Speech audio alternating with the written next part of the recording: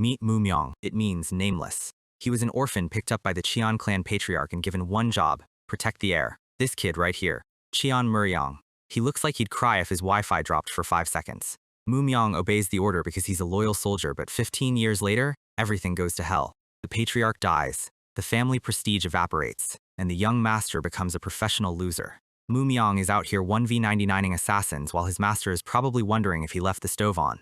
And then, the betrayal. The young master shoves a blade through his heart. Look at this face. This isn't a master, this is a guy who looks like he's about to ask for your manager. The demonic cult walks in through the front door because the young master literally gave them the keys. He thought he'd be spared if he gave them his clan. Spoiler alert, the cult doesn't do partnerships. Mu-ryang watches the clan burn, knowing he died for a guy who has the survival instincts of a dodo bird. The cultists finish him off. End of story, right? Wrong. He wakes up. It's cold. It's wet. Someone is touching his feet. He screams like he just saw his bank balance. He's alive. He remembers the swords, the blood, the betrayal. But his maid, Wo-yang, is apologizing for the water being too cold. She calls him young master. Our guy stands up and realizes he's suddenly seeing the world from a much wider perspective. He looks in the mirror and, oh, he's not Mu-ryang anymore. He's in the body of the man who killed him.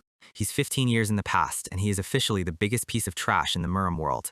He has 15 years before the clan gets deleted. First step, check the surroundings. His room is a dump.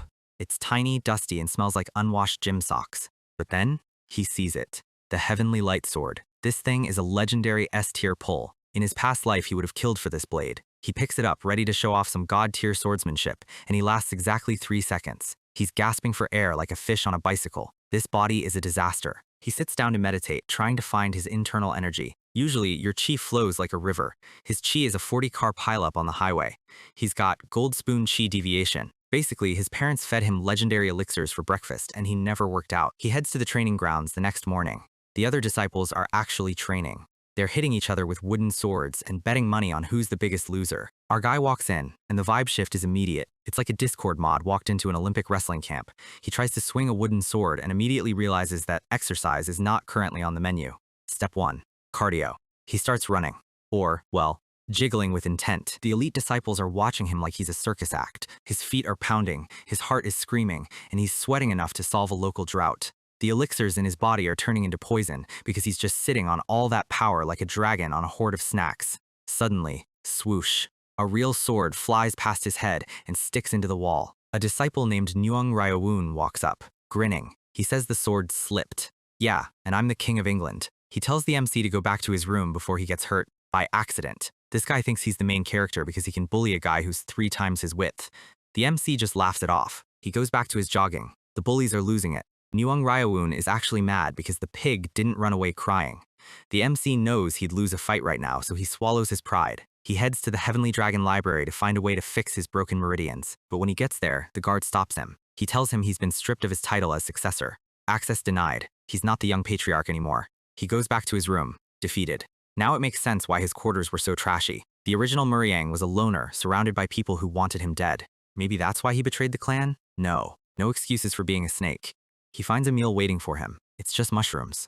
The original Mu-ryang was getting fat on a vegan diet. That takes a special kind of talent. The next morning, he's back at it. His body is aching, his muscles are on fire, but Wo-yang is there to bring him fresh clothes. She flinches when he talks to her. She's so used to getting yelled at that a simple thanks short-circuits her brain. The MC puts a hand on her shoulder and tells her there's going to be a lot more laundry. She looks at him like he just grew a second head. He spends the rest of the day grinding, running until his lungs want to quit.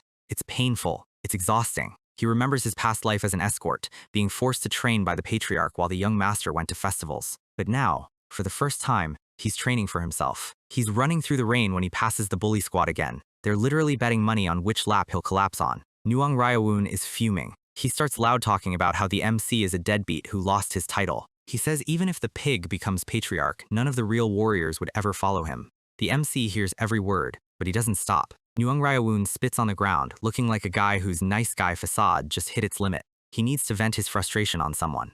And unfortunately, he spots Wo-yang waiting for the MC with his laundry. He grabs her. She yells at him to not insult her master. He gets in her face, looking like he's about to do something that the MC stops running. The look in his eyes just went from weight loss journey to war crime speedrun. Ryowoon is losing his mind. He's screaming at a maid because his ego is as fragile as a glass keyboard. Wool-young isn't backing down though. She's demanding he take back the insults he threw at the young master. The other disciples are just standing around like NPCs watching a scripted event.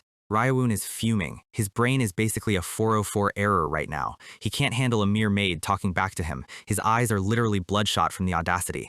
But look at Wool-young. She's terrified, but she's standing her ground. Ryawoon decides to go full villain mode. He reaches for his sword. He's actually drawing steel on an unarmed girl. He wants to see if her attitude changes with a blade at her throat. He swings. It's a fast strike meant to intimidate, but suddenly, the blade doesn't hit air. It meets resistance. Ryawoon's face goes from "I'm the man" to "Wait, what?" in 0.2 seconds. Our guy is here. Mu-ryang has stepped in, blocking the strike with his own blade. The look in Mu-ryang's eyes? That's not a fat kid being bullied. That's a predator looking at a snack. Wool-young is stunned. She's looking at his back like she's seeing a ghost. Ryawoon stumbles back, his confidence currently exiting the building through the nearest window. Mu-ryang is cold. He tells him to point that sword at him instead. If you have something to say to Wool-young, say it to me, with your sword. This is a first-person POV of Ryawoon's nightmare. He's looking down the length of Mu-ryang's blade. Ryawoon tries to recover. He asks if this is a challenge to a duel. Mu-ryang just gives him this tiny, disrespectful smirk. What if I called it a life-or-death match? The stakes just went from 0 to 100 and Ryawoon forgot how to breathe. Mu-ryang offers him a deal. If Ryawoon wins, the incident is forgotten, and Mu-ryang leaves the training grounds forever. Wool-young is panicking. She knows the old. Mu-ryang hasn't touched a sword in a month. She thinks he's committing social suicide. Mu-ryang ignores her and slams his scabbard into the ground. He says he can tolerate insults toward himself, but he won't tolerate them towards someone who actually cares about him. This is his conviction. He demands Ryawoon draw his sword. This isn't a request anymore. Ryawoon sees an opening. He thinks if he wins, he gets rid of the pig forever. He promises not to go back on his word. In his head, Ryawoon is already celebrating. He thinks his stats are higher in every category. He thinks the MC is just a high-ping player about to get disconnected. Mu-ryang is just watching him. The air starts to vibrate. This is the inexplicable spirit of a veteran master. Ryawoon feels it. It's like the gravity in the room just doubled. He's actually shaking. He tries to break the tension with a shout, but his voice is thin. Mu-ryang doesn't wait for him to move. He closes the gap like a freight train. Ryawoon swings wildly, but Mu-ryang is already a step ahead. Ryawoon thinks he can see everything. He thinks Mu-ryang is too slow. But Mu-ryang isn't aiming for the body. He's aiming for the weapon. Steel meets steel, and the impact sends sparks everywhere. Ryawoon's sword flies into the air. It lands feet away, buried in the dirt, disarmed in one move. Ryawoon is staring at his empty hands. He doesn't even know how it happened. He realizes the target wasn't him. Mu-ryang used Ryawoon's own force against him to strip the blade. He's also confused by the technique. It's refined. It's high level. It's definitely not trash tier. Mu-ryang stands over him. He asks if this is what the Cheon family taught him, to swing a sword so carelessly in a deathmatch. Ryawoon falls to his knees, completely broken. Mu-ryang calls him pathetic and tells him he doesn't deserve the sword. But look at Mu-ryang's hand. It's bleeding. He tells Ryawoon to find a reason to hold a sword. Until then, he's done. Ryawoon is left in the dirt, questioning his entire existence. Mu-ryang calls Wool-young and starts walking away. The absolute Chad energy here is off the charts. Ryawoon tries to reach out, but he's got nothing left. He collapses. The bully is officially out of the picture for now. We move to the interior of a hall. A heavy door opens. Someone is coming. Someone with much more weight than Ryawoon. Wool-young is apologizing. She feels guilty for stepping forward and causing Mu-ryang to get hurt. Mu-ryang tells her it's not her fault. The injury is actually from his body not being able to handle the technique he just used. His meridians are still too blocked for that move. Wool-young looks up, confused. He repeats what he said at the grounds. He won't tolerate insults toward his people, no matter who the opponent is. Wool-young is staring at him, and something clicks. She remembers a New Year's wish from years ago. A younger Mu-ryang, before he became trash. He wanted to be as strong as an elephant to protect everyone. He promised to start sword training the very next day. He even told Wool-young he'd protect her, even though she was taller than him. She starts crying. She realizes the young master she used to know is finally coming back, but the moment is interrupted. A voice asks if he can actually take responsibility for those words. Mu-ryang turns. It's Cheon Mu-ryang, the uncle, the Grand Master of the Sword Corps. He's walking toward them, and the atmosphere feels like it's being crushed by a mountain. He's one of the 3 pillars of the family. He's the real deal. Mu-ryang bows. He knows he has to play this smart. He apologizes for being ignorant and not visiting. In his head, Mu-ryang remembers this man. Mu-ryang was the one he trusted most in his past life. Seeing him now is heavy. Mu-ryang isn't interested in pleasantries. He wants an answer to his question. Mu-ryang doubles down. He says a grand young master can't say things he can't back up. He protects his people. Period.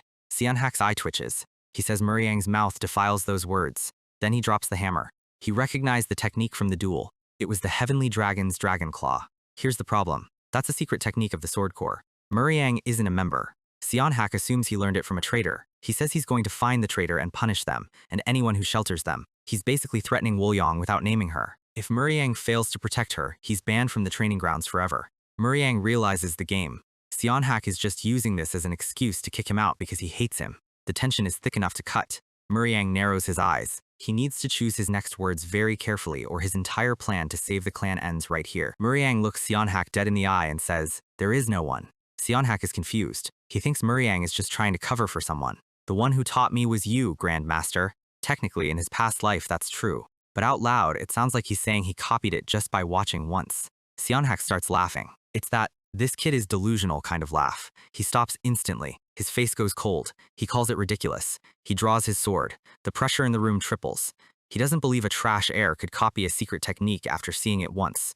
He's going to ask Mu-ryang's sword directly. Mu-ryang is feeling the heat. This is a pillar of the clan. One wrong move, and he's toast. Seon-hak is radiating red aura. It's basically a "you are about to die" signal. Mu-ryang offers another challenge. If he doesn't believe him, Seon-hak should show him a different technique. Mu-ryang will copy that one too. Seon-hak stops. He's actually intrigued by the audacity. But then he dismisses it. He thinks Mu-ryang is just lying to get out of the moment. He's done listening. He turns to Wolyang. He demands she tell him what scheme Mu-ryang is plotting. He threatens her. "If you dare speak a lie, I will cut you down on the spot." This guy isn't playing. Wolyang is shaking so hard her clothes are vibrating. She thinks back over the past month. All those early mornings. All that sweat. She tells him the truth. For the past month, the young master has been smiling the whole time.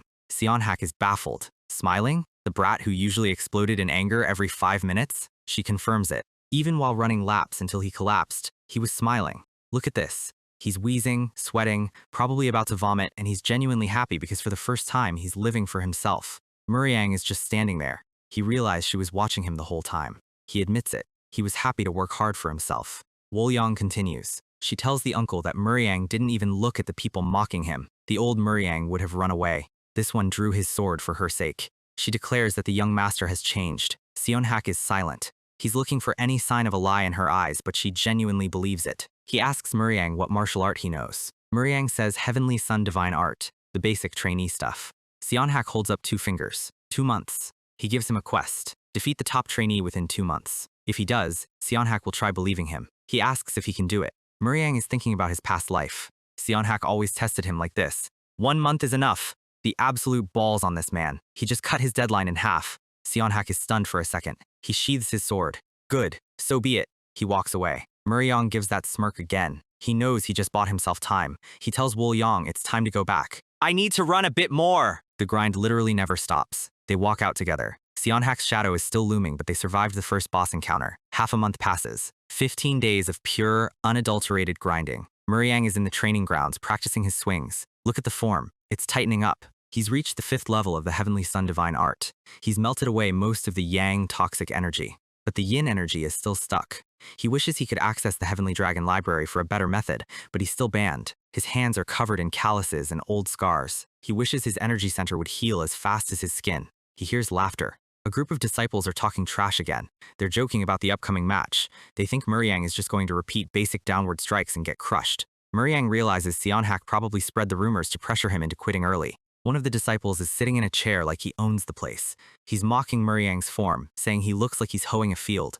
Mu-ryang walks right up to them. The atmosphere changes instantly. He asks, "You're the top trainee?" We get a close-up on the guy. He's arrogant. He says he'll finish things gently during the match. Mu-ryang is looking at him. He recognizes this face. The guy introduces himself. Lee Seoki. Mu-ryang's eyes widen. He remembers. This is the face of the man who leaked the Cheon family's secrets to the demonic cult in his past life. This isn't just a trainee match anymore. This is a delete the traitor mission. He says he'll remember that name and walks away. Seoki thinks he's being honored. He has no idea. Mu-ryang's mental state has shifted. He was going to just do his best. Now, he's going to dismantle this guy. "Just you wait, you treacherous bastard!"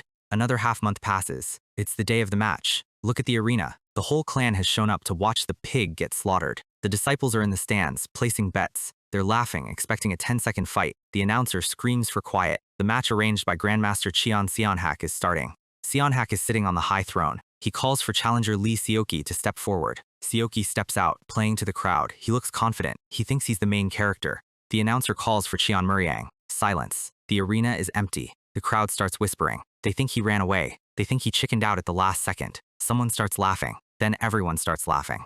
Of course! Where else would that scoundrel be? Seoki is smirking. Seonhak looks disappointed. Then a voice cuts through the noise. Cheon Mu-ryang is right here! The laughter dies instantly. Everyone turns to the entrance. Someone is walking up the steps. The disciples are confused. Who is that guy? Where'd the pig go? Look at him. The fat is gone. The posture is perfect. The energy is sharp. He looks up at the throne. Cheon Mu-ryang, I just arrived. He's not the trash air anymore. The real Mu-myang is back. The crowd is having a collective stroke. They're looking at Mu-ryang like he just used a change appearance scroll from the cash shop. Even the VIP section is stunned. You can see the Grand Master and the captains leaning in, trying to figure out if this is actually the same person.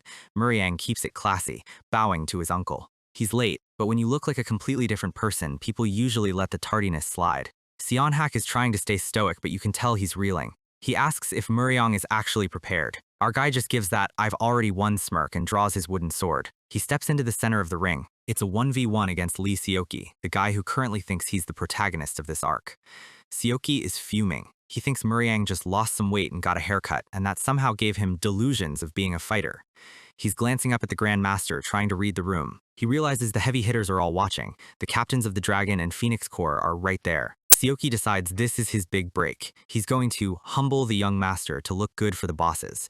Mu-ryang is basically reading this guy's mind. He can practically hear the brown-nosing gears turning in Seoki's head. He remembers exactly who Lee Seoki is. A parasite, a guy who climbs the ladder by stepping on everyone else. In the original timeline, Seoki joins the elite corps not through skill, but through dirty politics. He spent his time flattering the old Mu-ryang, drinking with him and feeding his worst impulses. And then, when the demonic cult showed up with a bigger bag of gold, Seoki didn't hesitate to sell the clan's soul for a few shiny coins. Mu-ryang is looking at the man who technically helped kill him in his past life. The crime hasn't happened yet in this timeline, but Mu-ryang is a big believer in preventative maintenance. He's going to stop the traitor before the betrayal even starts. Seoki is still posing, thinking everything is going according to his little plan. Mu-ryang just whispers, "Too bad for you," to himself. He settles into a stance. He knows Seoki better than Seoki knows himself. This career is ending today. The referee announces that the match continues until Mu-ryang says it's over. This is Seonhak's way of letting Mu-ryang get beat up for as long as possible. It's not a life or death duel, it's supposed to be a friendly spar. The Grand Master shouts "begin," and the vibe in the arena immediately gets cold. Mu-ryang charges. He's moving with speed this body shouldn't even have yet. Seoki is surprised, but he thinks he's got the read. Mu-ryang leaps, bringing the sword down. Seoki starts talking trash mid-fight. He mentions how Mu-ryang beat the last bully with a bizarre disarming technique. He thinks that because he's a top trainee, he can just outskill a trick like that. He prepares a parry. Mu-ryang doesn't change his trajectory. He's coming in straight and heavy. Seoki grips his sword, inviting Mu-ryang to try and knock it away. He's basically asking for it. The wooden blade descends like a guillotine. The sound of wood meeting wood is deafening. Seoki blocks it, but the force is enough to rattle his teeth. He smirks, thinking he's stopped the momentum, and immediately tries to counter. But Mu-ryang isn't there. He's already ducked low, moving with the fluidity of water. Seoki swings at empty air. His footwork is getting sloppy because he's panicking. Mu-ryang grinds his teeth. His body is screaming at him because he's pushing his current stats to the limit. He launches another strike. Seoki blocks again, but he's being pushed back. Seoki decides to quit playing. He realizes if he doesn't end this now, he's going to look like a clown in front of the Grand Masters. He tells Mu-ryang not to resent him. He's going for a finishing blow. He closes in, targeting Mu-ryang's chest. Mu-ryang takes the hit on purpose to set up a counter. He stumbles back. The crowd gasps. It looks like the top trainee is finally taking control. Mu-ryang is breathing hard, but he's got that look in his eye, the one that says, "I've got you." Seoki starts channeling his internal power. He's actually using chi for a friendly match. He tells Mu-ryang to watch closely. He's about to show him the difference in their levels. He moves like a blur. Red aura is trailing behind his sword. The strike is fast, too fast for a standard trainee to dodge. Seoki is already smiling. He thinks he's won. He thinks he just secured a promotion. But Mu-ryang isn't on the ground. He's standing behind Seoki.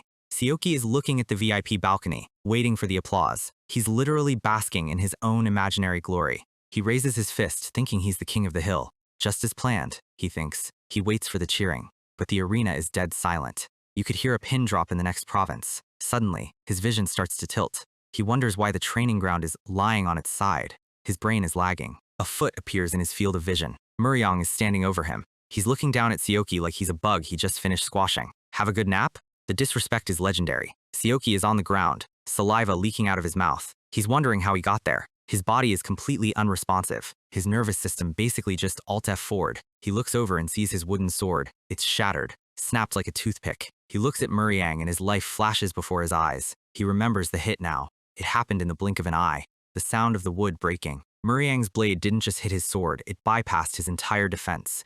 Seoki's eyes were open, but he was already unconscious before he hit the dirt. The splinters are still falling through the air. Mu-ryang delivered a strike so precise it broke the weapon and the man's spirit at the same time. It was a judgment strike.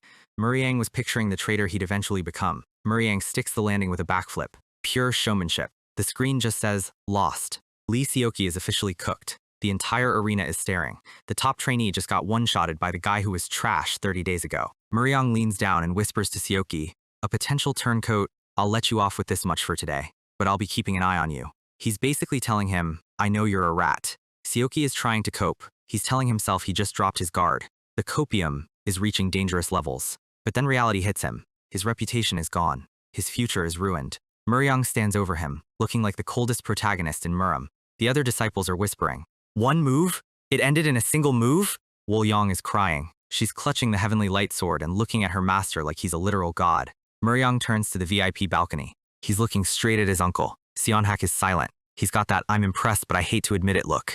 Mu-ryang is just waiting. He knows he won the bet. Seon-hak stares back. The power dynamic in the clan just shifted 10 points to the left. Mu-ryang gives him a sharp, knowing look. The match is over. The silence in the arena is finally broken by the sound of everyone's worldviews shattering. But look at the disciples in the crowd. Their hands are shaking. Some of them are furious. They didn't want Mu-ryang to win. They wanted him gone so they could keep feeling superior. One guy in particular is gnashing his teeth. He's got a scar and a grudge that goes back years. The replay of the finish is still playing in everyone's minds.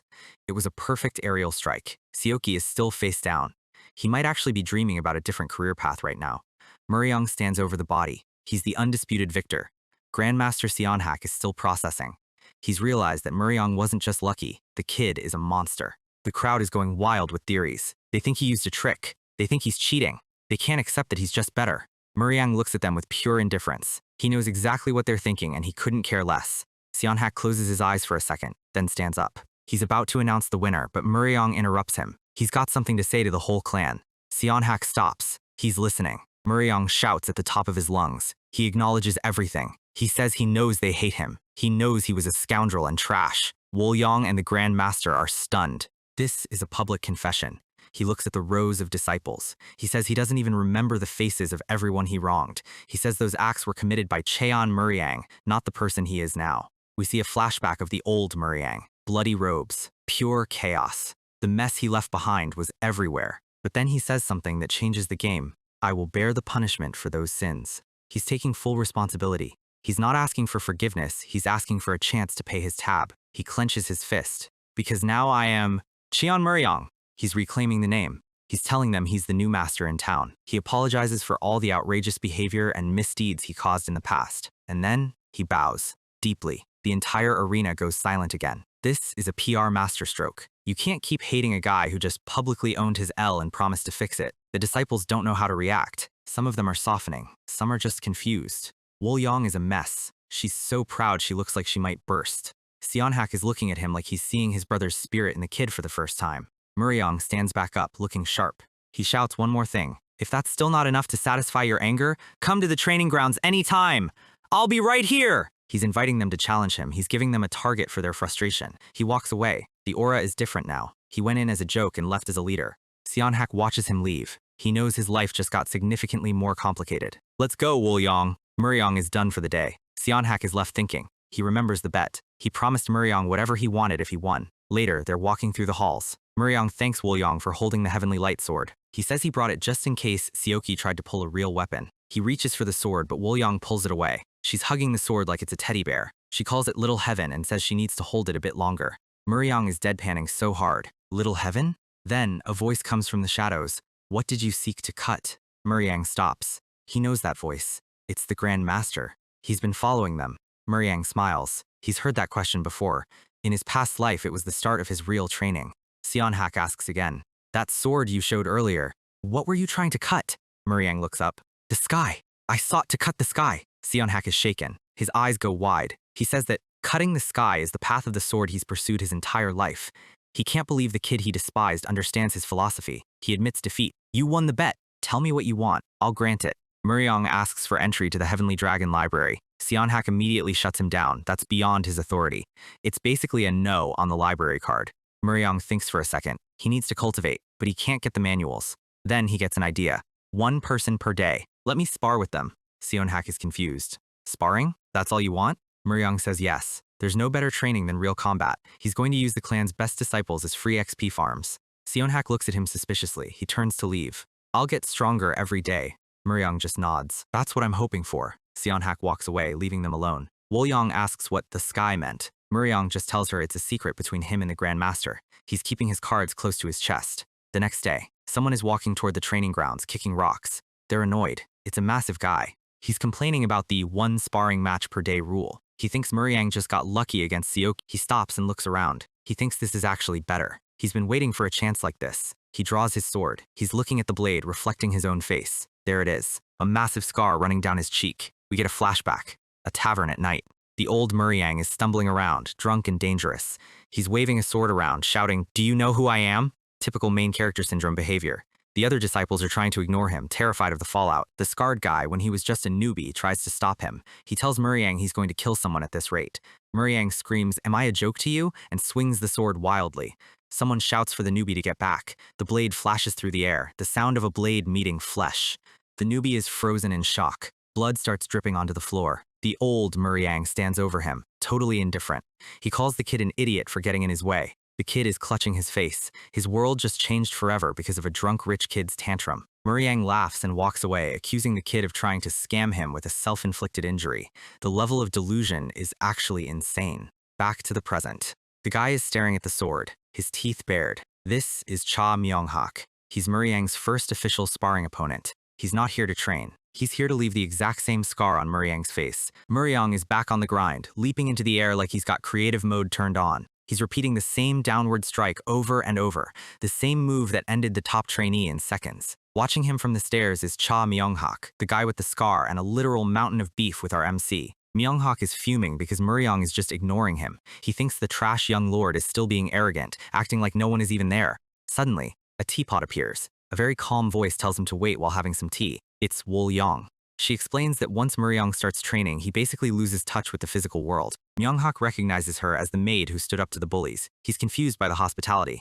Wool-young just gives him this best girl smile and offers some refreshments. They lock eyes, and the tension is weirdly high for a tea break. Myung-hak asks if Mu-ryang really does this every day. Wool-young confirms he hasn't missed a single morning. She's genuinely worried he's pushing himself too hard. She's the only one looking past the strength and seeing the toll it takes. Myung-hak can't wrap his head around it. He asks why she cares so much when the old Mu-ryang used to treat her like garbage. She doesn't deny the past, but she says the current young lord is trying to fix his mistakes. I believe in the young lord's heart. That is a massive statement in a world where everyone is waiting for him to fail. Myung-hak takes a sip of the tea. He can't deny that Mu-ryang has changed, but he still thinks the training is primitive. Just jumping and slashing? He thinks he's found the limit of Mu-ryang's skill. Then he looks closer at the footwork. His jaw hits the floor. The height, the angle, the grip, it's identical every single time. This isn't primitive, it's perfect automation. He realizes Mu-ryang isn't just slashing at air. The ghost of an opponent appears in Myung-hak's mind. Mu-ryang is simulating a fight with Myung-hak specifically. He's been shadowboxing his opponent before the match even started. The realization hits Myung-hak like a physical blow. He's sweating now. He's seeing a level of mastery he didn't think was possible for someone trash tier. He wonders how long Mu-ryang has been aiming that sword at him. Mu-ryang finally stops and walks over, apologizing for the wait. He stands there, looking completely refreshed while his opponent is already mentally exhausted. Myung-hak is stunned. He asks, "Do you know my name?" Mu-ryang smiles. He says he's trying to memorize everyone's name because they're all going to be official martial artists of the clan someday. This is a huge flip. The old Mu-ryang wouldn't have even memorized the name of his own horse. Then Mu-ryang notices the scar. He asks if he was the one who caused it. Myung-hak grits his teeth and confirms it. He's waiting for the old Mu-ryang to make a joke about it. Instead, Mu-ryang goes quiet. He realizes this is why Myung-hak always looked like he wanted to murder him. Then, the unthinkable happens. Mu-ryang bows. He asks for forgiveness for his foolish mistake. The entire training ground goes silent. Myung-hak is reeling. The old Mu-ryang would have blamed the victim. This guy is actually taking the L and apologizing for it. Myung-hak looks down at his tea. I lost. The match hasn't even started, but Myung-hak forfeits. He says he lost today. He tells Mu-ryang he'll prepare properly and challenge him next time. The hate is gone, replaced by genuine respect. He walks away, and the other disciples are just as confused as we are. Mu-ryang wonders if the apology was accepted. He thinks he saw a small smile. Woo-young is 100% sure he didn't smile, but she's just happy the bloodbath was avoided. Mu-ryang turns to her with a serious request. He wants her to write down every single evil deed he ever committed. No gatekeeping, even the stuff he did to her. Woo-young is hesitant, but she agrees. Mu-ryang knows that correcting his mistakes is the only way to truly reincarnate in this world. From the next day, the sparring gauntlet officially begins. Every day, a new disciple comes in shouting about karma and resentment. And every day, Mu-ryang just styles on them. Most of them get folded in a single move. He stays humble, telling them good work and let's compete again. He's basically the polite high ranker in a low-rank lobby. No one can touch him. His undefeated record is becoming a meme in the clan. Woo-young is keeping score, and look at that face. She is absolutely loving this. The defeated disciples can only mope in the corner. They try to make excuses about dropping their guard, but deep down, they know they're outclassed. The prestige of the trash heir is skyrocketing. His win-loss record is just a straight line of corrects. But later that night, things get heavy. Mu-ryang is meditating, and he's hit a wall. He's reached the 7th star of his art, but he still can't melt the yin energy. It's blocking his main pathways. If he tries to force it, his meridians will literally explode. It's a chi deviation speedrun if he's not careful. He realizes he's maxed out the basic yang art. He needs the Heavenly Dragon Library or he's stuck in mid-tier forever. Suddenly, he gets this uneasy feeling. The kind you get when you forget to save your game before a boss fight. He remembers. Today is the day the family head returns. This is his benefactor from the past life. He's genuinely excited to see him. He gets dressed in his premium Grand Young Master fit. He's wondering if he should call him father. It's an awkward family dynamic, to say the least. Suddenly, another maid, Hua-hong, comes running in screaming his name. She's panicking. Something is happening to Woo-young. It involves the fiancé. Mu-ryang's face goes from happy son to war veteran in a heartbeat. Wei Che-ti! He knows exactly what this means. We see a plate of meat and greens smashed on the floor. Woo-young is on her knees, shaking like a leaf. She's apologizing to a woman who looks like she just stepped out of a high-fashion nightmare. Meet Dang So-hai. She is the literal definition of if looks could kill. Meanwhile, in the kitchen, the head chef is sweating buckets. He's trying to finish the welcome feast in time. But look at the guy in the shadows. He's sabotaging the food. Mung-yun, you are mine! The plot is thickening and it's flavored with poison. Back at the courtyard, Dang So-hai is surrounded by her personal guard. Woo-young is still on the ground. Woo-young is terrified. She knows who she's dealing with. So-hai says a simple apology won't wash the stain out of her clothes. She hides her face behind a fan and says, "Deal with her according to the law." Her bodyguard nods. In the Dang clan, the law usually involves a funeral. He draws a real sword. This isn't a training match. He raises the blade over an unarmed girl. Hua-hong is screaming for help. The blade starts to descend. Mu-ryang appears out of nowhere. His movement's so fast, it's basically a teleport. So-hai's eyes narrow. She wasn't expecting this. Mu-ryang sticks the landing. The vibe just became sub-zero. The guards are confused. They don't know who this guy is.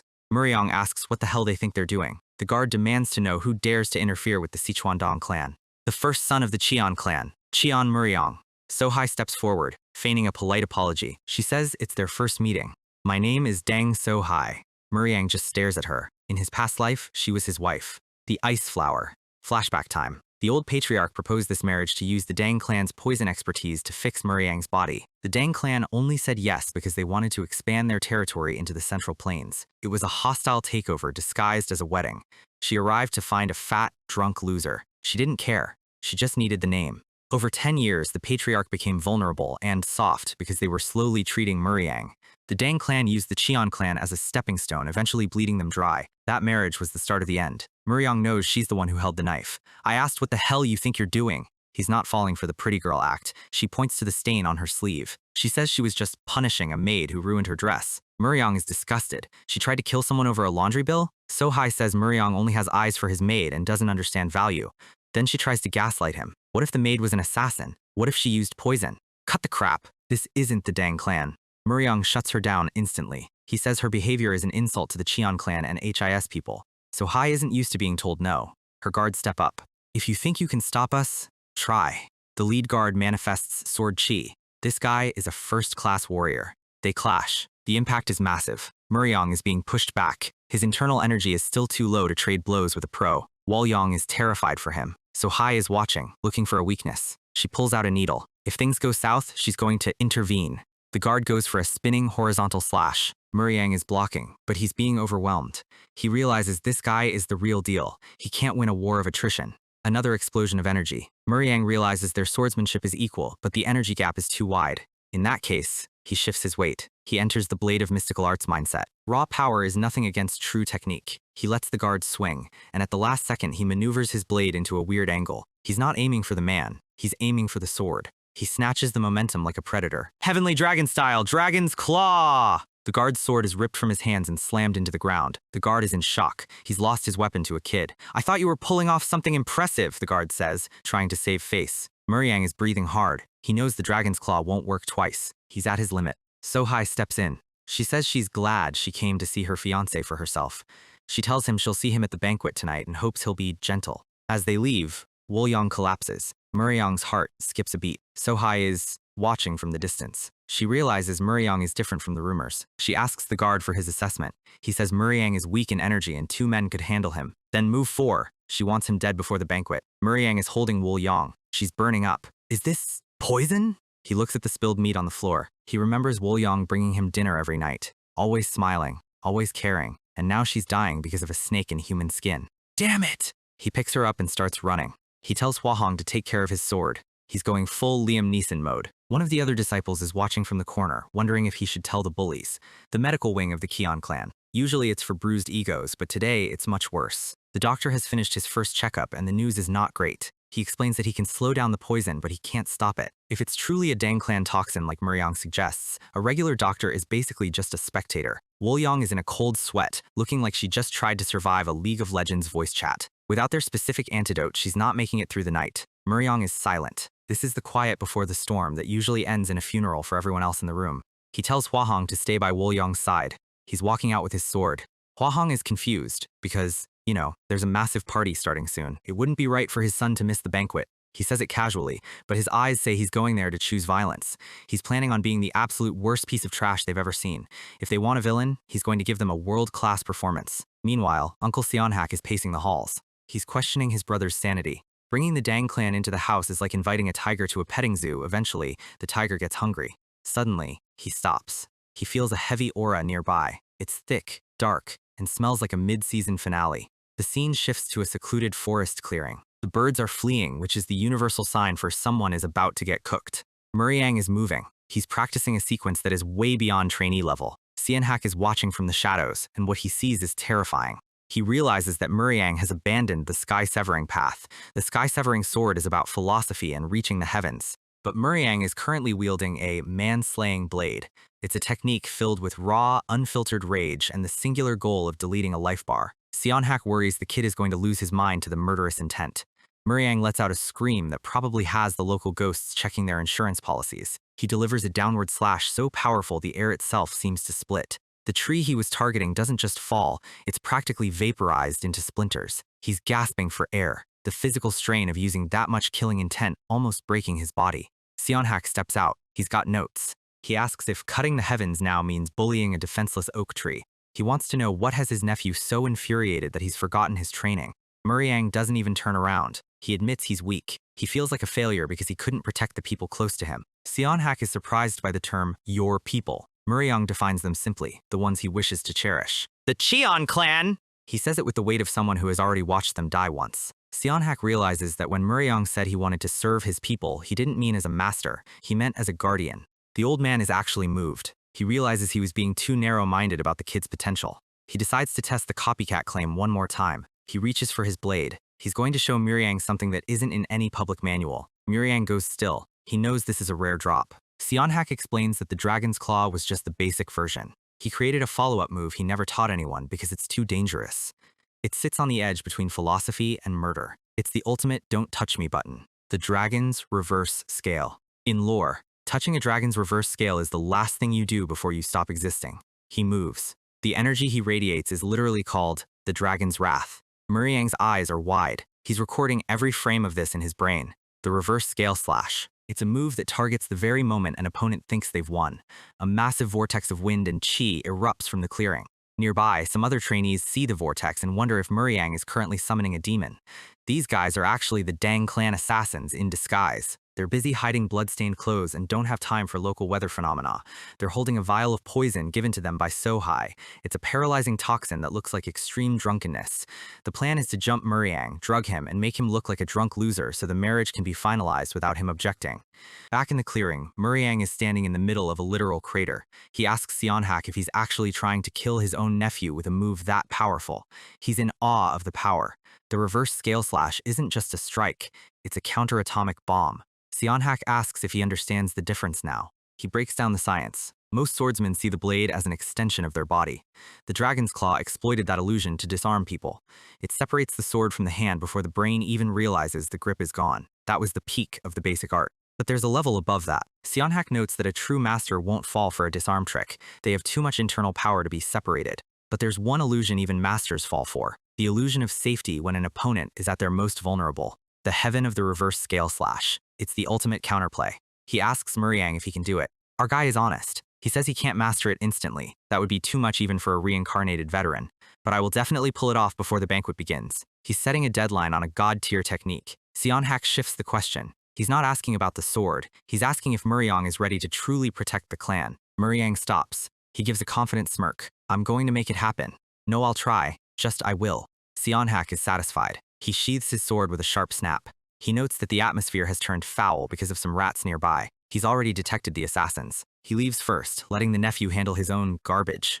Mu-ryang watches him go. He's alone in the woods now. Now then, shall I go have a look at these rats? His mad dog mode is back online. The assassins are watching him from the brush, thinking they're the hunters. They have no idea they just walked into a boss room. The assassins are panicking internally. They wonder if Mu-ryang noticed them. They decide to stick to the plan. One paralyzing dose, mission accomplished. They leap from the trees. They land and immediately go for the "we're just trainees" act. They bow and apologize for disturbing his training. Mu-ryang isn't buying it for a second. He roasts them instantly, calling them out for having rotten old faces that no trainee could ever have. He reminds them he memorized every single trainee's face. These guys are basically level 50 enemies in a level 10 zone. The lead assassin drops the act. Since they can't lie their way out, they're just going to use force. We cut to a different part of the estate. The Cheon Clan is huge, which means plenty of places to hide. A group of trainees who Mu-ryang beat up are actually gathered together. Nuang Ryo-woon is there, shirtless and grinding. He's obsessed with getting his sword back from the young master.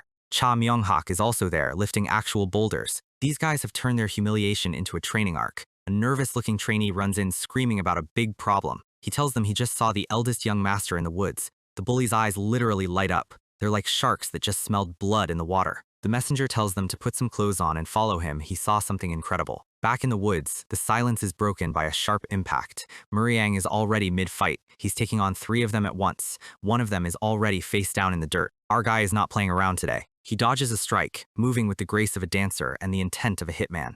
He delivers a palm strike to the chest of the second assassin. The guy hits the ground, coughing up blood. That's 2 down, 2 to go. Mu-ryang is breathing heavy, but he's dominating. He's proving that weight loss wasn't his only upgrade. The lead assassin is still standing, but he's sweating. The guy realizes the disguise backfired. He's trying to use a sword he's not familiar with to fight a master of that specific weapon. It's like trying to play a rhythm game on a broken controller. Mu-ryang asks him to reveal his purpose and his employer. The assassin tries to play the no proof card. He thinks if they don't talk, Mu-ryang can't touch them politically. Proof, my foot, Mu-ryang laughs. Who else but the dang clan would pull a drug and kidnap stunt like this? He actually thanks them. If they attack the heir of the Cheon Clan, the marriage arrangement is legally void. They just gave him the get out of marriage free card. The assassin grins. He calls Mu-ryang naive. Apparently, they have a backup plan. Mu-ryang settles into a new stance. He's going to try the reverse scale for real this time. He launches himself forward. He's moving so fast he's just a blur of peach-colored robes and cold steel. The clash creates a shockwave that rattles the trees. The sun is high. Time is running out for the banquet. Deep in the woods, a man is looking at a sundial. This is the 4th assassin, the one who stayed back to hide the evidence. He realizes it's been 45 minutes and his teammates haven't returned. He panics. If 3 elite warriors couldn't handle 1 trash heir, something is very wrong. He decides to burn everything. He can't let dogs find the scent of the Sichuan-dong clan on the premises. Nearby, the group of Cheon trainees is hiding in the bushes. They overheard the assassins' mutterings. They're realizing that the law of the Dang clan is some seriously dark stuff. They discuss the Dang clan's reputation, hidden weapons and poisons that can kill you before you even see the attacker. The trainees realize that accidental contact with the Dang lineage results in death. They're realizing how dangerous Sohai actually is.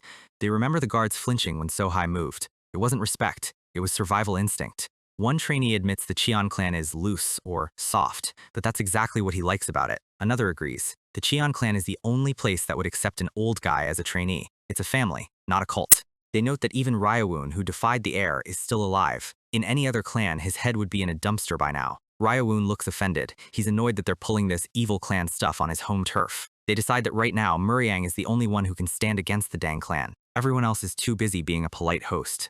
But they don't know how to help.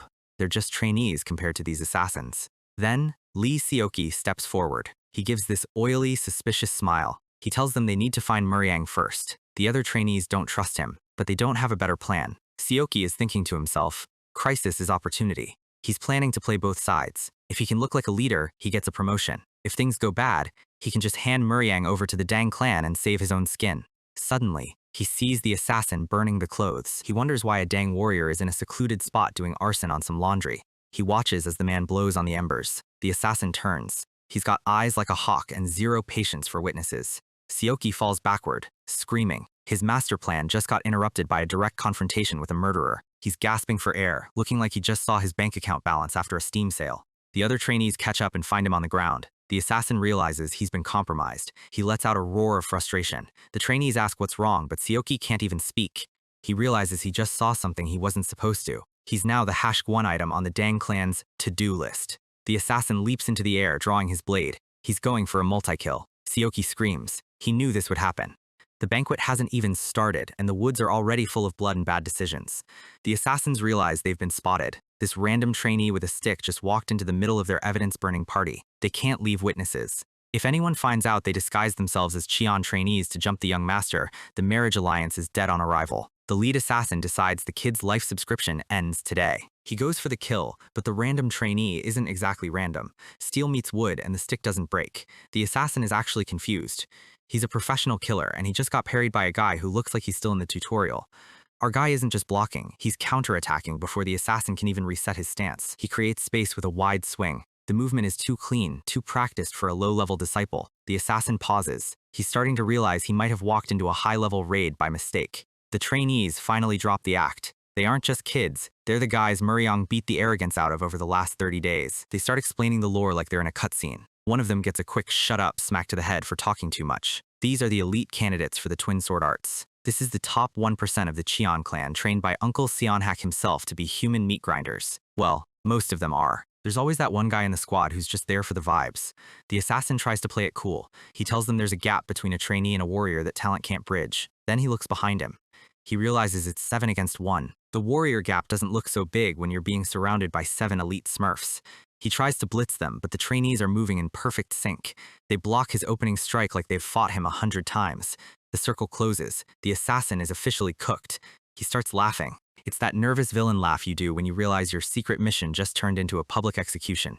He tries one last desperate boast about how terrifying the world is. Then he gets folded. Level difference doesn't matter if the other guy has a better gaming chair. The trainees start hauling the bodies away. They've got work to do, and a banquet to crash. Lee Seoki, the snake of the group, suddenly develops a very convenient stomachache. He tells the others to go ahead while he finds a bush. The others are annoyed, but honestly, nobody wants Seoki around anyway. The second they're gone, he stops clutching his stomach. He heads straight for the half-burned clothes the assassins tried to hide. He's thinking 3 steps ahead. If there's something valuable in these pockets, he can use it to buy his way into the Tang clan's good graces later. He's digging through the ash like a loot goblin. He finds a small pouch and hides it in his robes. Meanwhile, the rest of the group is moving through the woods. They're realizing Mu-ryang was right about everything.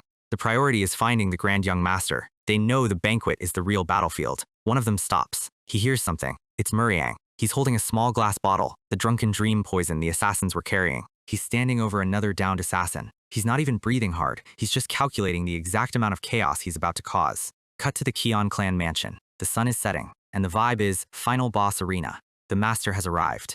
You can feel the air pressure change just from the footsteps. The patriarch, Cheon Mu-ryang, walks down the red carpet. Every guest in the room is holding their breath. This man looks like he could delete your save file just by staring at you. The guests are already simping. So handsome, so dignified. The usual NPC dialogue when a high-level character enters the room. He clasps his hands. The room goes silent instantly. He gives the standard, "Thanks for coming to the banquet" speech. But everyone knows the pleasantries are just a wrapper for the real news. He introduces the head of the Cheon family, which is himself, just in case someone forgot. And then, the announcement. The noble lady of the Tang clan is entering. The room starts buzzing. The Tang clan? The people who can poison your drink from 3 rooms away? Dang Sohai enters. She looks like a literal ice queen. She's got that "I've already planned your funeral" smile on her face. The patriarch drops the bomb. He wants to strengthen ties with the Tang clan. He officially announces the union of the 2 families through marriage. The crowd loses it. Half the room is shocked. The other half is wondering if the patriarch is getting a second wife. Uncle Seonhak is just standing there, looking like he knows exactly how badly this is about to blow up. Sohai is smirking behind her fan. In her mind, the contract is signed, sealed, and delivered. Once the patriarch says it out loud, it's law. Weigong looks around. He notices one specific person is missing from the front row. He asks where his son is. He ordered him to be here no matter what. The servant is sweating through his clothes because Mu-ryang is nowhere to be found. Sohai's bodyguard whispers to her. He's confident the business in the woods was handled. Mu-ryang isn't showing up because Mu-ryang is currently a corpse. The patriarch gives up on his son. He tells everyone to let the banquet begin. The mansion lights up. On the outside, it looks like a celebration. The patriarch is already thinking about wrapping things up. He's ready to move to the next phase of the political merger. He stands up to give the closing remarks. He thanks the guests and reassures them that his warriors are guarding the perimeter so nothing can disrupt the peace. He stops. Something is wrong. A shout comes from the front. "The front is under attack! Hold them!"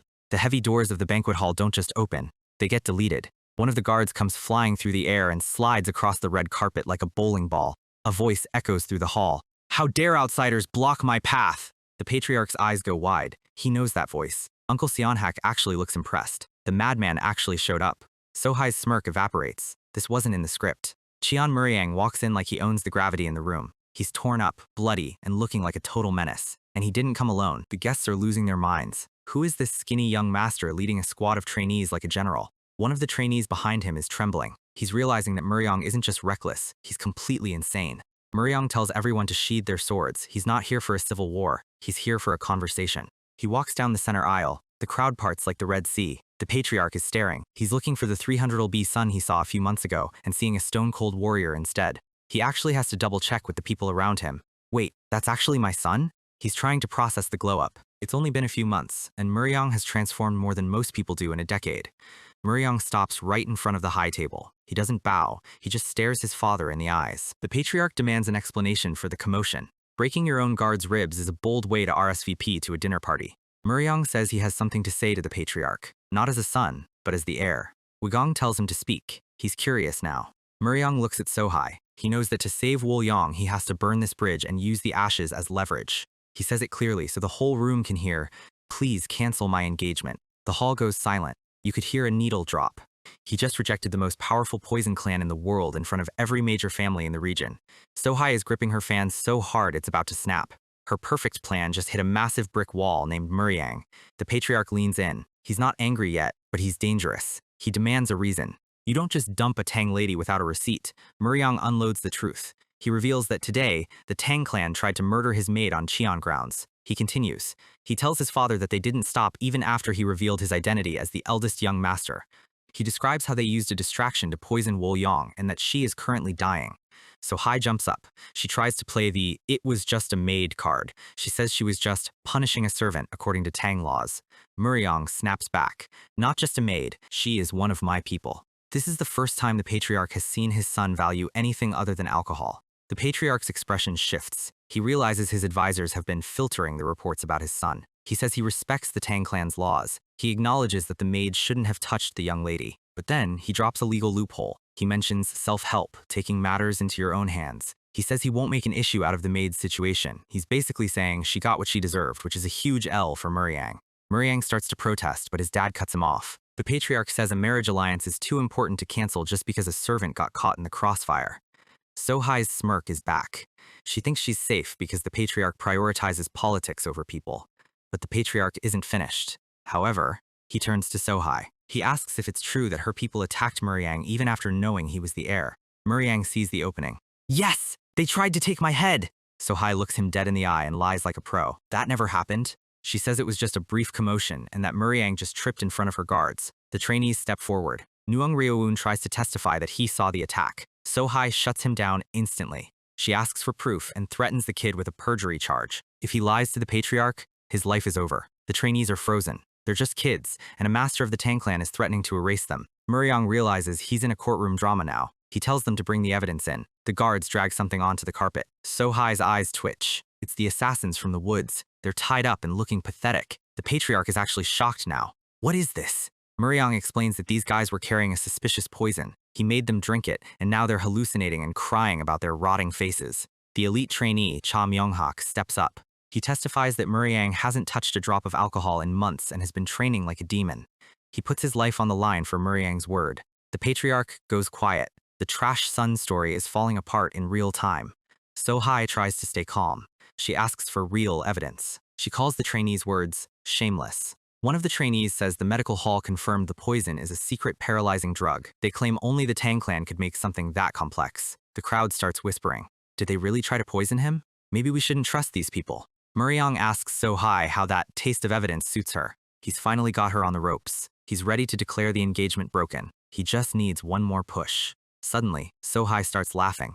It's a loud, unhinged sound that fills the hall. She points out the logical flaw. They had the drug on them? They didn't even use it? She argues that maybe they were going to drink it themselves. Then she drops the real bomb. They're wearing Cheon trainee uniforms. How could the Tang clan who arrived today get those? She says it looks like an inside job. She suggests Mu-ryang hired these guys to frame her. Then she insults the Cheon Medical Hall's expertise. Mu-ryang is sweating. She's too good at this. She's turning the evidence back on him. She stares at him over her fan. Is there anything else left? The trainees try to show their wounds. Look, he slashed me here! So-hai dismisses it as a trivial matter. She says a trainee getting beaten by a warrior is just a lack of skill, not a political incident. The patriarch sighs. He's a politician first. He says So-hai is right. An opinion from a doctor isn't a fact in a marriage contract. He asks Mu-ryang if there is any other evidence that these men are from the Tang clan. Wigong's tone gets ice cold. He warns Mu-ryang that if he's baselessly framing the Tang clan, the punishment will be severe. He threatens to either disown Mu-ryang or hand him over to the Tang clan's mercy. Both options end in Mu-ryang's death. I will ask you one last time. Is there any other evidence? Mu-ryang realizes he's cooked. He doesn't have a smoking gun. He's thinking about Wo-young. If he loses this debate, she's gone. He has to settle this right here, right now. In the background, Lee Seoki is still complaining about his stomach emergency. He's making a scene, trying to leave the hall. Mu-ryang blinks. He looks at Seoki. Why is Seoki so relaxed? Why is he trying to sneak out during the most important moment in clan history? Mu-ryang notices a piece of fabric peeking out from under Seoki's blue trainee robes. Wait, that's not a trainee uniform. That's the dark gray fabric of a Tang clan warrior. The snake just provided the one thing Mu-ryang needed. Back in the woods, the trainees finally regroup. Seoki is lagging behind, acting like he's just finished a marathon instead of just hiding some loot. Mu-ryang doesn't even look back as he calls him out. He knows Seoki is hiding something because Seoki's face is about as subtle as a jump scare. He asks Seoki a very simple question. Why would Tang clan warriors attack a random group of trainees? It's because Seoki saw something he wasn't supposed to, right? Seoki tries to play dumb, but he's sweating so hard he's basically a walking fountain. He claims he didn't see anything of the sort. Mu-ryang turns around with that I know your search history look. He tells Seoki that they're already in the same boat, so if he's thinking of betraying the squad, he should just give up now. Seoki gets offended, claiming his loyalty is the only thing keeping him from chi deviation. Mu-ryang just stares at him from behind, not buying a single word of it. The group moves on, but Mu-ryang is already calculating how to use this snake to his advantage. He's getting signals that the banquet is reaching a boiling point. Cut back to the present. Mu-ryang is inwardly screaming at Seoki's cowardice. He knows the guy couldn't even hold out for 5 minutes before trying to save his own skin at the banquet. But Mu-ryang isn't worried. He knows that no matter what Seoki saw, the guy is too terrified of a painful death to keep his mouth shut for long. He turns back to his father, the patriarch. He begs for the other 7 trainees to be forgiven, even if he has to take the entire punishment himself. Seoki's brain finally catches up. 7? Wait, he said 7. He starts counting. 1, 2, 3, and the realization hits him like a truck. If there are 7 trainees being punished, that includes him. Mu-ryang turns the knife. He asks if Seoki, as the leader of this alleged plot, will receive a harsher punishment. The patriarch confirms it. If the accusation is false, Seoki gets the executioner's block. Seoki's life flashes before his eyes. He realized his original plan, selling the Tang clothes back to the Tang clan for a promotion, is officially dead. He's doing the math in his head. Submit the evidence and live as an unsupported trainee, or hide it and get executed for a false accusation. The choice is pretty simple when your head is on the line. Mu-ryang decides to give him a little push by describing the execution in vivid detail. He tells his father to pull out their fingernails, gouge out their eyes, and rip out their tongues. He's literally describing a medieval torture session with a smile on his face. Seoki breaks instantly and screams that he has evidence. Mu-ryang just thinks, worked like a charm. The patriarch stops. He wasn't expecting the snake to actually have a card to play. So-hai's fan drops a few inches.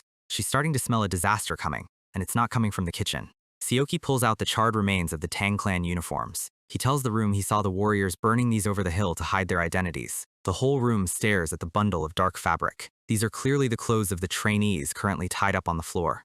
Seoki starts spinning a new story on the fly. He claims he saw them fail their ambush and try to destroy the evidence, and he was just waiting for the right moment to report it. He even claims they injured the other trainees while trying to silence him. He's begging for forgiveness for the delay, sounding like the most loyal disciple in history. The other trainees are actually impressed. They're apologizing for looking down on him while the Tang clan bodyguard looks like he's ready to kill someone. One of the Tang warriors tries to snatch the clothes away, but a Cheon trainee blocks him. The peace in this room is officially a memory. Mu-ryang stands over the bundle. He's got the proof, the witnesses, and the momentum. The burned fabric is undeniable. This is Tang clan silk, and it's currently sitting in the middle of a Cheon clan banquet hall. Sohai is fuming behind her fan. She's calling her own warriors useless fools for not being able to burn a simple pile of laundry properly. She tries one last desperate gamble, asking for proof that these clothes actually belonged to the intruders.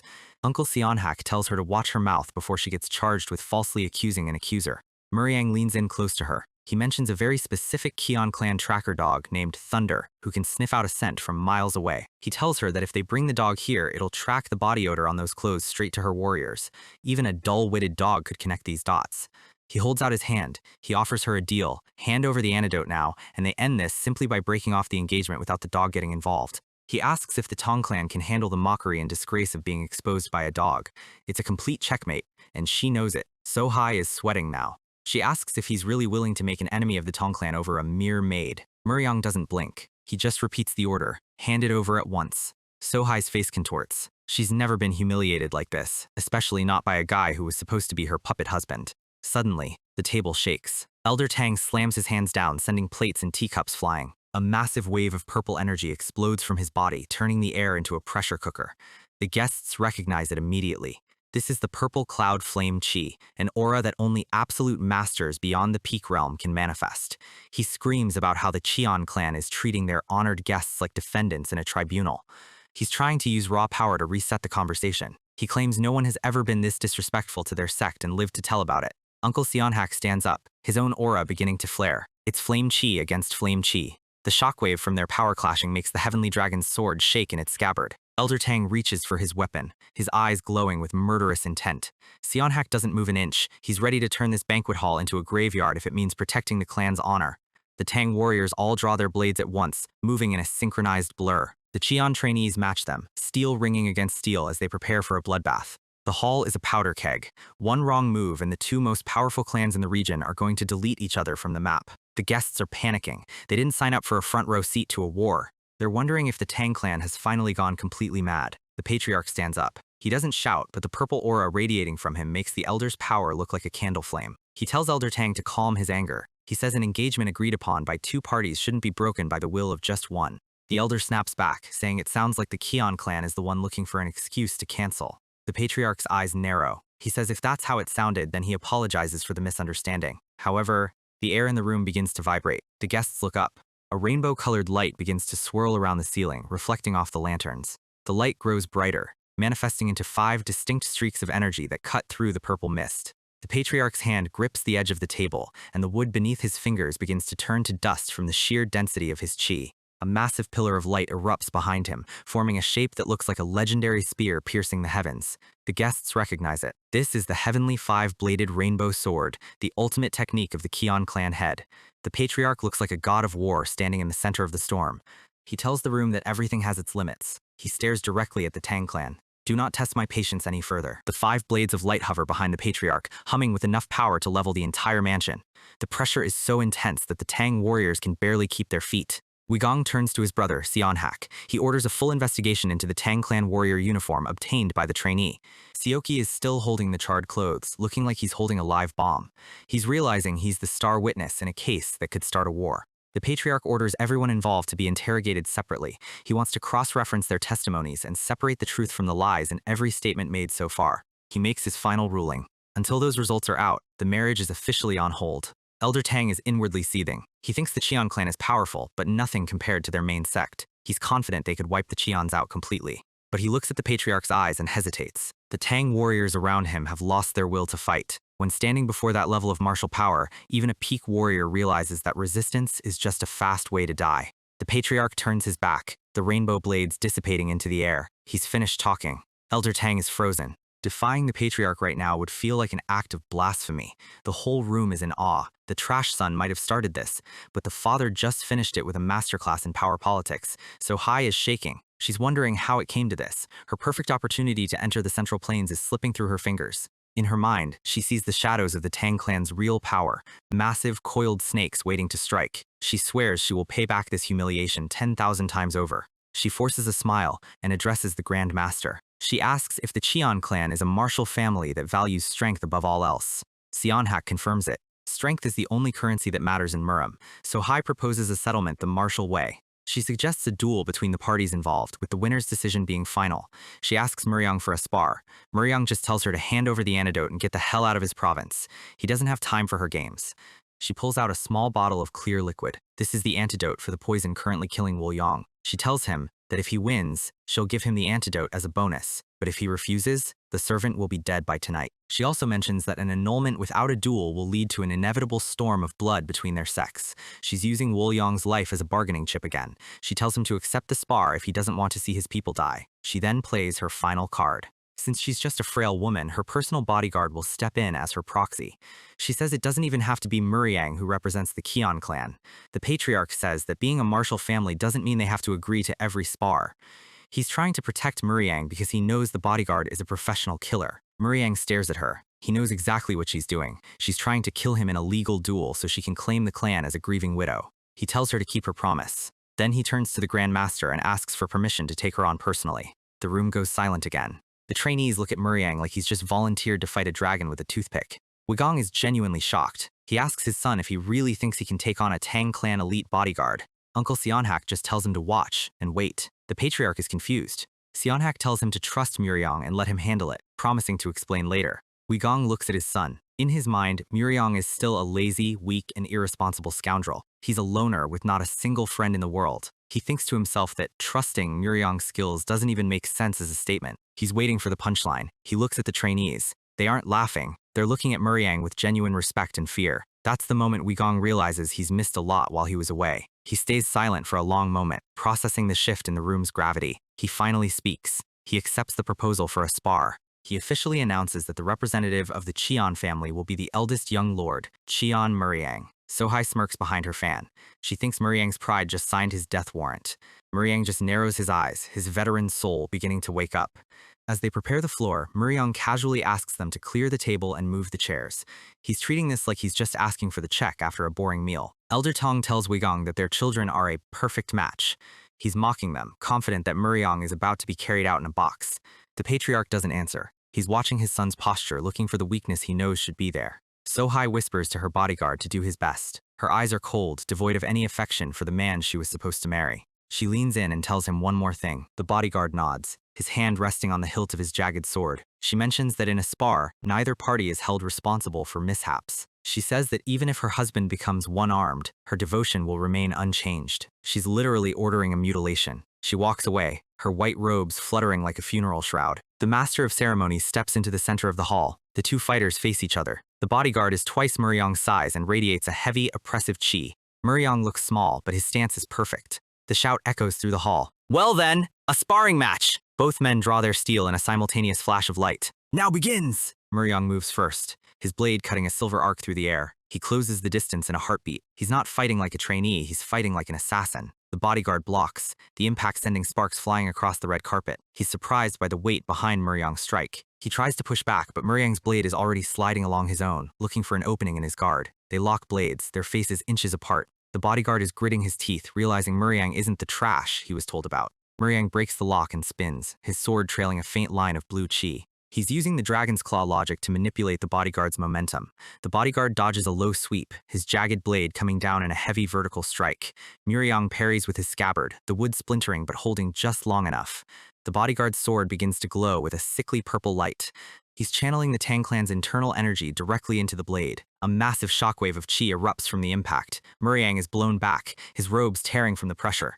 He lets out a small grunt as he hits the floor. The bodyguard doesn't give him a second to breathe. He launches himself into the air, his blade glowing like a purple comet. He's going for the mishap So-hai asked for. He aims directly for Mu-ryang's right shoulder. Mu-ryang leaps up, his body twisting in mid-air. He's not retreating, he's positioning himself. He lands in a low crouch, his blade perfectly still. The air around him seems to freeze. The guests are screaming. They see the purple glow on the bodyguard's sword and realize it's a chi sword, a technique that can cut through reinforced steel. Mu-ryang just looks up at him with a smirk. He's not scared. He's analyzing. He looks like a veteran who just spotted a beginner's mistake in a professional match. "I've seen through it," he whispers. "The absolute peak of your martial arts, I've seen it 1,000 times before." He's ready to end this, but the bodyguard hasn't even realized he's already lost. The duel is officially in the do or die phase. Mu-ryang resets his stance. The bodyguard isn't playing around anymore. His blade is glowing with that sickly purple sword chi, the kind of buff that ignores armor. Mu-ryang gives him the signal. "Come!" It's the ultimate press F to find out moment. The bodyguard launches. Mu-ryang meets him halfway. They're moving in a blur across the red carpet. The guests can barely track the movement. It's just sparks and the sound of steel. The bodyguard swings for the head. It's a heavy, oppressive strike meant to crush Mu-ryang's guard. Mu-ryang catches it on his blade. The impact vibrates through the whole hall. Inwardly, Mu-ryang is running the numbers. His opponent is a first-class swordsman with an active sword chi buff. He's faster. He's stronger. If this was a stat check, our guy would be a grease spot on the carpet right now. But Mu-ryang isn't fighting a stat check. He's fighting a person. He notices the bodyguard's confidence. The man thinks he's the one dictating the flow of the match. The bodyguard slams his blade down again, trying to pin Mu-ryang's sword to the floor. Mu-ryang takes a kick to the face. He's sent reeling, but he's not panicking. Taking a hit to bait out a pattern is a veteran move. The bodyguard is getting sloppy because he thinks he's already won. He's revealing his intentions like an amateur. He takes a step forward, closing the distance for the finishing move. Mu-ryang watches the feet. Everything in Muram starts with the feet. The bodyguard goes for the kill. Steel meets steel, and the purple light flares. The bodyguard is aiming specifically for Mu-ryang's right arm, exactly what So-hai ordered. He thinks he has the hitbox. He thinks Mu-ryang's guard is broken. Mu-ryang lets out a small, bloodied smirk. "You want my arm? Then let's see you try to cut it off." He leans into the strike, defying the basic laws of self-preservation. The bodyguard pauses. That hesitation is the only opening Mu-ryang needs. He parries with a circular motion, redirecting the purple sword chi away from his body. The bodyguard is confused. He thinks Mu-ryang is pulling the same reverse scale trick from the woods. He actually laughs. He calls Mu-ryang weak and stupid for trying the same move twice. He doubles down on his power. He's going to sever the arm and the sword at the same time. Low down for the philosophy beat. Here is the lesson Mu-ryang learned over 15 years as an elite escort. In perception, there is knowledge and ignorance, and in between lies opinion, the most dangerous place to be. Opinions look certain, but they're just half knowledge. They're clumsy, rigid, and ultimately, they're a trap. The bodyguard's perception of Mu-ryang is just an opinion formed in the past. He's fighting the trash young master he heard about. He's not fighting a living person. He's fighting a rigid wax figure of a dead man, a ghost of who Mu-ryang used to be. And the second you believe you know your opponent, you become completely unable to truly know them at all. Mu-ryang stares at the bodyguard through the sparks. "Do you really think you know me just because we exchanged blows once?" Mu-ryang's eyes flare with a cold blue light. He moves. It's not a dodge. It's a phasing motion that puts him behind the bodyguard's swing. The bodyguard's blade hits nothing but air. Mu-ryang's counterattack is a horizontal arc of white energy. His eyes turn a deep, predatory red. This is the veteran soul taking full control of the bronze tier body. The patriarch's eyes go wide. He's seeing a technique he didn't even know his son could dream of. A single thud echoes. The bodyguard's sword hits the ground, still gripped by his severed hand. The man's scream tears through the banquet hall. Uncle Seonhak stands up and announces the match is decided. He's beaming like a proud parent, noting that it wasn't the reverse scale, but it was close enough to be legendary. Mu-ryang turns his back on the screaming man. He's walking toward the high table with zero emotion. So-hai is frozen. The ice flower is shattered. She's repeating, "This can't be," like a broken record.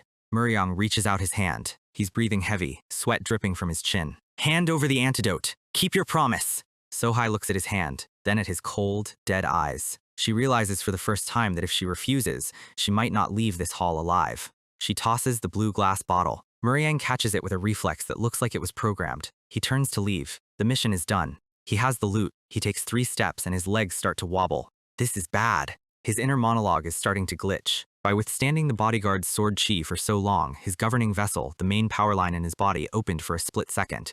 That mass of yin energy he's been carrying around just escaped and clogged his meridians. His internal energy is flowing in reverse. His vision starts to tunnel. The red carpet is turning black. He collapses. The sound of his body hitting the floor is louder than the duel itself. Everything goes silent. The antidote bottle rolls away from his hand. His last thought is Wol Yong. He has to get that bottle to her, but he can't move. Blood drips from his nose as he stares at the antidote just inches out of reach. He won the war, but his own body just declared a coup. End of chapter 15.